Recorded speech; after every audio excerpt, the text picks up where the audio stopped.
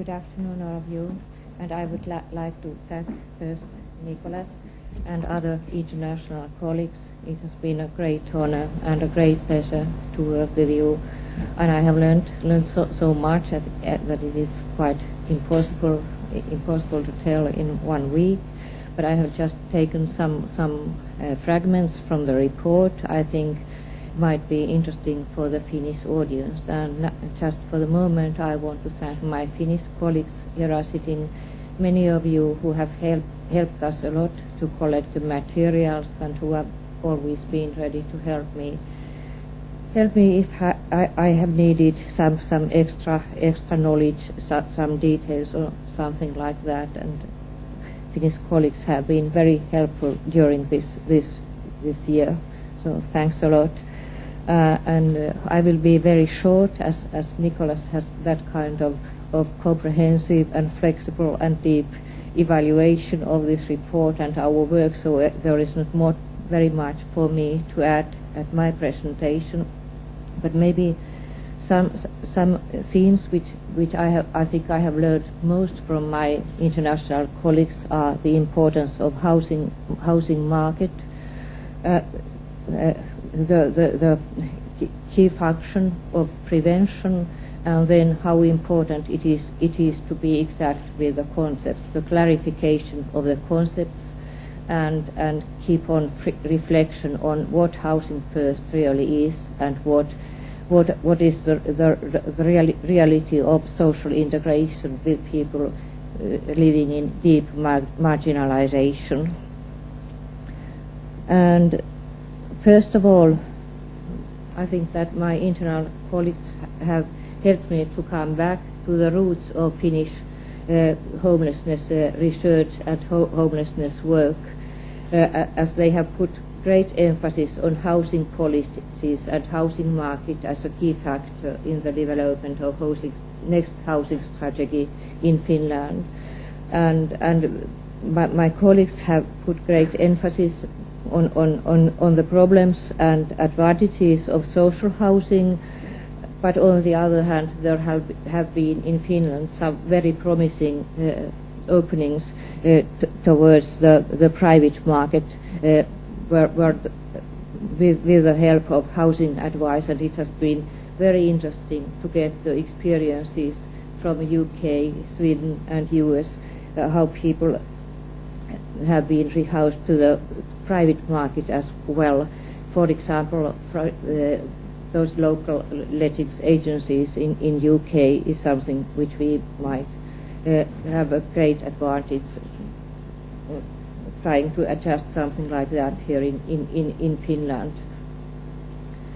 And in a way, even though it is so clear, I think that with my colleagues I have understood better the connection between the homelessness and housing policy, and how important it is for us to continue with our intensive network with housing agencies, social services, health services, and criminal sanctions agency, and so on. Then, secondly, no, it's then it was the idea of that scattered housing. It is not only scattered housing, but it is important that scattered housing is an integral part of the housing system rather than a special provision for certain groups. And again, we are back to our basic questions that all kind of housing can be stigmatizing. We have had a lot of discussion that congregate housing is stigmatizing and problems with isolation, but the scattered housing model has quite the same problems, and that Nicholas and Markus has teach me a lot with the experiences from the suburbs in UK and Malmö in Sweden, and how important it is to think over the area and the role of those homeless people who should find their place in scattered housing, in ordinary so-called ordinary housing. So-called ordinary housing may be quite stigmatizing solution if one doesn't find one's own place at the area or with the neighbors. And then the incentives, what incentives are established so that private landlords find it attractive to rent out to a homeless person. So again, those local agencies, but also I think that this is a very promising support to our efforts with housing advice. The agency which has already been able to open the doors for homeless people to private housing and open the problems which we are faced with private sector, but also the promises. And then the second one is prevention, developing prevention as a multi-layered set of services that range from basic generic housing advice. And this is one thing which I think we can be quite proud of, that we have had for years or even for decades quite high quality basic generic housing support for homeless people, and we can develop our housing advice, helping people with their debts, and just trying to manage in with very low income support and very low level support at low level incomes. And on the other hand, the prevention means a range of specialist support services to meet the needs of specific groups. And as Nicholas has said, the needs of high need women have not been maybe met very well. And it is not only a question of homelessness services, but it is a larger question of services with marginalized female population, with marginalized women. And I think this is one of the acute questions with our coming program in the future. And there are some very interesting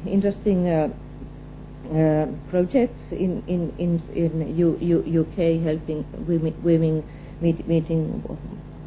managing to get rid of, trying to manage to get rid of violence and so on.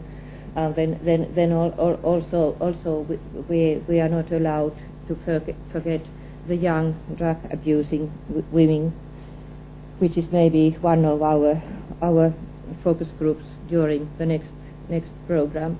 And I have learned from my international colleagues a lot that it is important to concentrate, to put great focus also on a very tiny marginalized groups, not only those large questions. And then the future research efforts might look specifically when we all are equal. We all think that housing advice seems to be very successful, and even it is very cost efficient. So maybe it is time to make some more research of the practice. What is the contents and methods of housing advice, and how it could be developed even more efficient, and the expansion of housing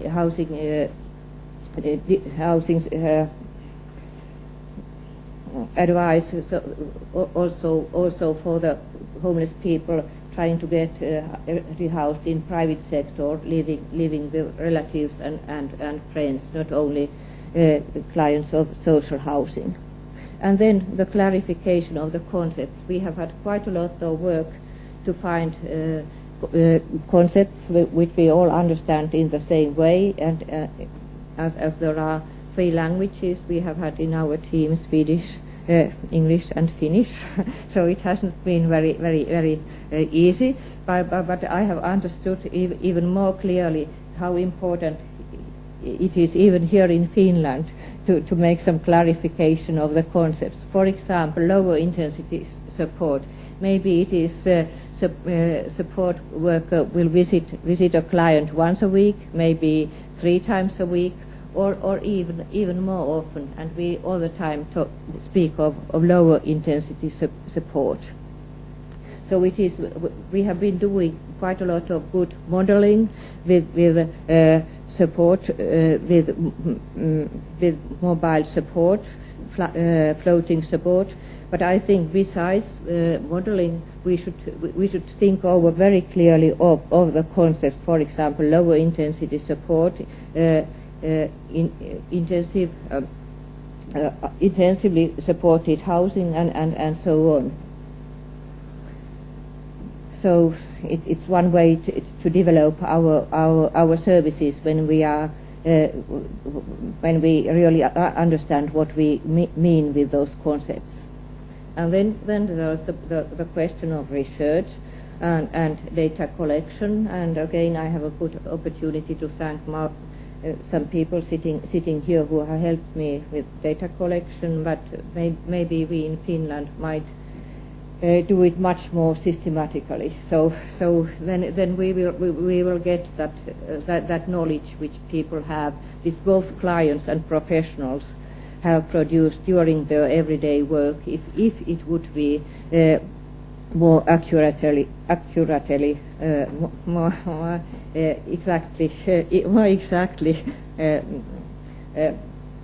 collected. We had some problems with data collection during our work, and Dennis Kulhane has promised that in the US they will be very helpful. So we can turn to the United States to get some help. And then housing first. What is really housing? Housing first? Especially our Swedish colleague Marcus has put emphasis on the concept housing first. That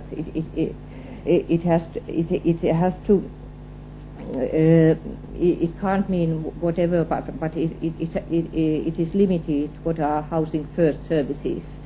And maybe also we have in Finland we have high quality permanent supported housing, but maybe it is not housing first if it is truck free or if it is contemporary. So maybe my message here is that everything which is high qualified is not housing first, even though housing first is our main ideology.